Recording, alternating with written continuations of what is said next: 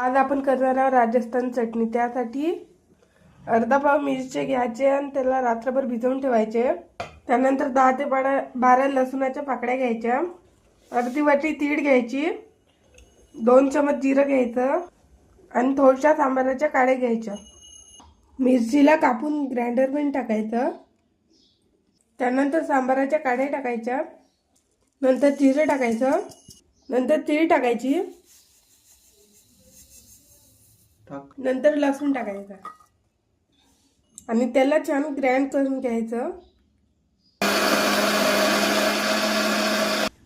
नंतर चवीनुसार मीठ टाकायचं।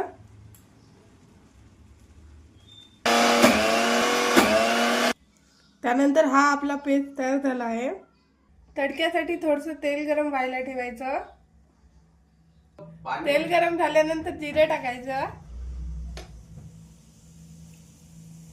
त्यानंतर चटणीचा पेस्ट टाकायचा आणि त्याला छान फिरवून घ्यायचं।